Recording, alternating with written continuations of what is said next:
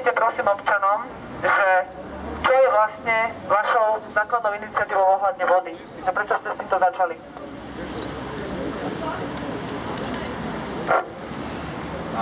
My sme túto iniciatívu už začali asi pred rokom, keď sa objavil návrh novely zákona, vodného zákona, a vláda do neho prepašovala jeden paragraf, ktorým sa snaží vyvážať vodu do zahraničia.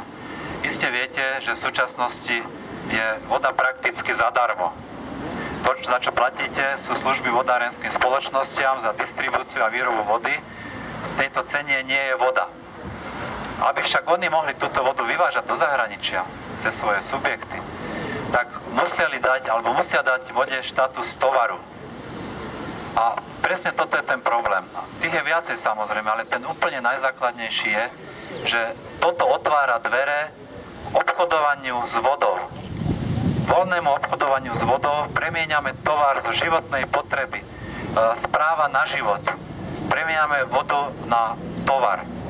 Toto absolútne nemôžeme dovoliť. Aké sú dôsledky? To sa dočítate napríklad na skutočnom sneme SK, ale aj na mnohých iných stránkach. My to tam vedieme veľmi dlho a snažíme sa dávať naozaj veľmi odborné argumenty. Máme tým odborníkov, právnikov, odborníkov v vodohospodárstve, ktorí sa snaží argumentovať, že máme pravdu v tomto bode.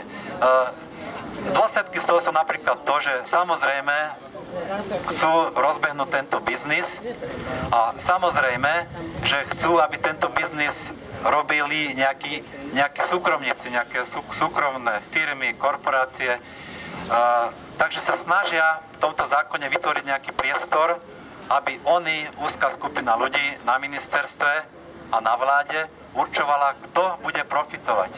Časť profitu dajú aj občanom, ale väčší zisk budú brať tieto súkromné firmy. V ústave je voda majetkom ľudí. Oni si dovolili rozhodnúť za nás. Rozhodli sa, že budú predávať vodu. Ja sa spýtam, pýtali sa vás, niekoho z vás, či môžu predávať vodu? Ja nepoznám takého človeka. Nepoznám takého človeka. Takže zobrali sa tento mandát, hoci sa nikoho neopýtali a snažia sa túto vodu predávať, mať s nej zisky a nám siahať na životy. Ďakujeme. Dobre, chcem sa ešte opýtať pána Kováča. Médiá hovoria o tom a prezentujú ľuďom stranu tých, ktorí práve chcú, aby tento zákon prešiel a informujú ľudí o tom, že vodu treba chrániť. Chcem sa spýtať, je podľa vás v súčasnej dobe zákon tak spravený, že voda je chránená? Je potrebné vôbec, aby tento zákon o akejsi ochrane, o ktorej oni hovoria, prešiel? Oni v prvom rade hovoria, že chcú vodu chrániť pred nekontrolovaným vývozom. Jednoznačne môžeme tvrdiť, že v súčasnosti vývoz vody nie je možný. Vodný zákon je napísaný tak a v tom duchu, aby nebol možný a v tomto sa opiera o ústavu. Keď chcete vyvážať vodu, musíte dostať povolenie od úradov a v tomto povolení musí byť jasne definovaný účel použitia tejto vody. A sú tam jasné kategórie, jak sa táto voda dá použiť. Keď budete vodu vyvážať, strácate možnosť definovať účel. Vy neviete, kto ju ako použije, lebo ju vyvážate ako tovar. Takže úradník nemôže v súčasnosti dať takéto povolenie a nemôže ju vzhľadom na tento účel, ale aj vzhľadom na ústavu, lebo tá voda patrí občanom tohto štátu a štát zatiaľ nemôže inkasovať od ľudí peniaze za vodu, len za užívanie tejto vody. Čiže nemôže byť ani vyvážaná. V žiadnom prípade to nehovorím ja. To hovoria právnici, to hovoria odborníci v vodohospodárstve. Mnohí. Vraj už sa aj vyváža. Ešte jedna otázka. Nie ako tovar. Hovorí... 8600 litrov v sekunde, že tam vraj už vyváža. Dobre, ešte jednu otázku mám. Chcem sa spýtať, aby teda ľudia vedeli. Hovorí sa o tej ochrane hlavne kvôli úbytku zdrojov pitnej vody a o ochrane ako kvality tej pitnej vody. Aký máte na toto názor? Aká je súčasná kvalita tej spodnej vody pitnej? V prvom Hlavne treba povedať, že štát v súčasnosti nemá analýzu potrieb a voľných zásob pitnej vody. Čiže idú predávať niečo, o čom nevedia, koľko je majú. Toto vám povie každý odborník. Je to tak. To je prvý problém. Druhý problém, beží klimatická zmena, čo znamená v budúcnosti, odborníci hovoria, že zásoby sa stýšia od 30 až 50% množstva využiteľného. To je druhý problém. Tretí problém, voda je masívne znečisťovaná, zásoby klesajú, studne odchádzajú. Toto sú tri veci, ktorých vývoj nevieme predpovedať a zároveň neviem, koľko tých zásob vody máme. Takže v tejto situácii premeniť vodu na tovar a povoliť obchodovanie s ňou do zahraničia je absolútny hazard so životmi ľudí v tejto krajine. Ale veď to chcú.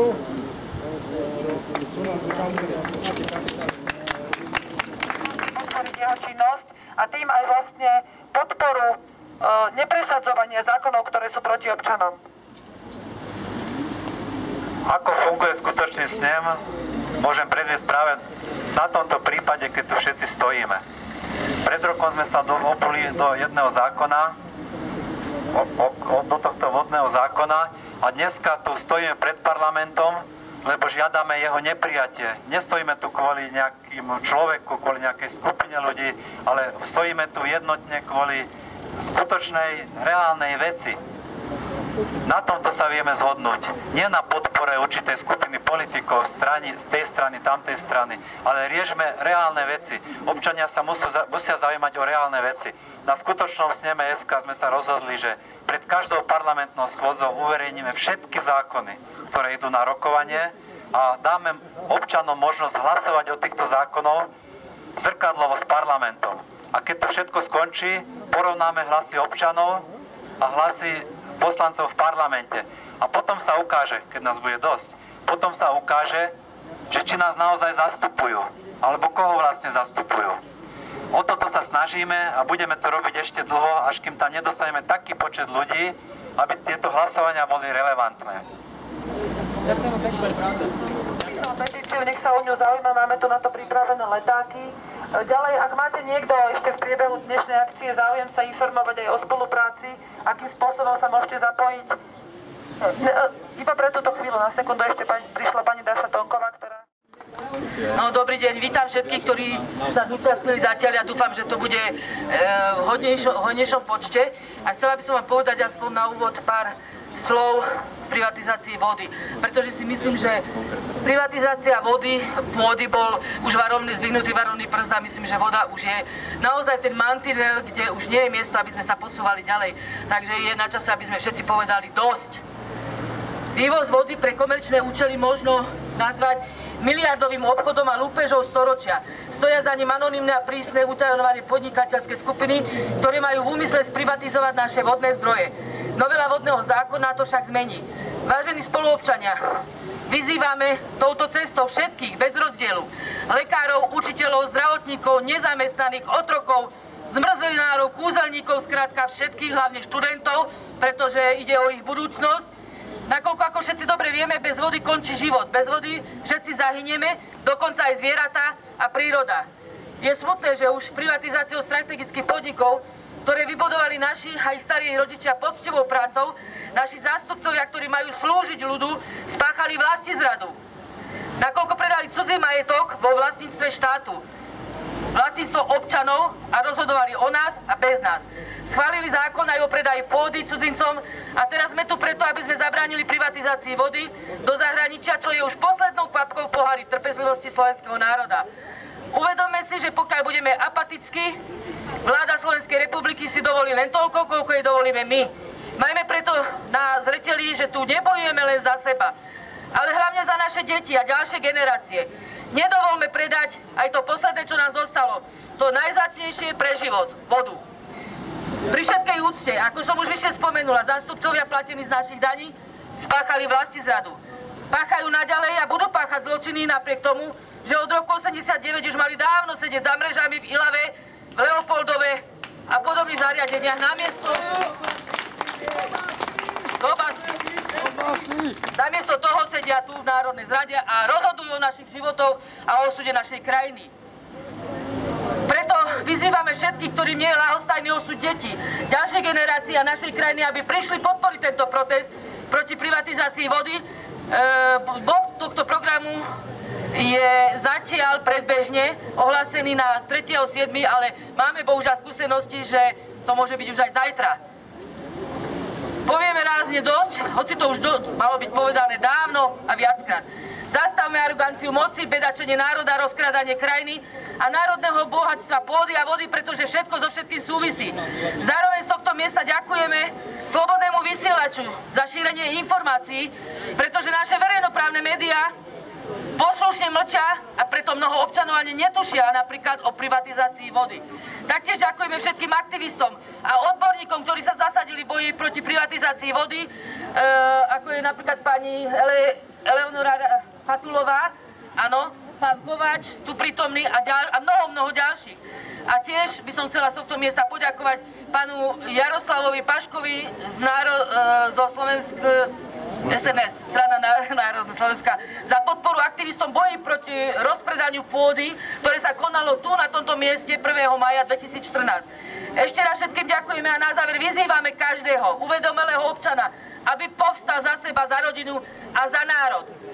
Keď dovolíte, tak ešte jeden citát velikána Martina Luthera Kinga.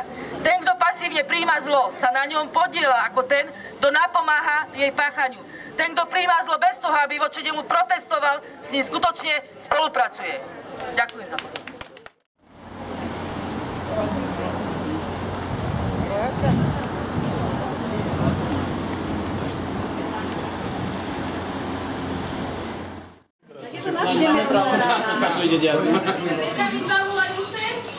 Alebo presne, nech idú oni senka, keď my nemôžeme ísť vnúka.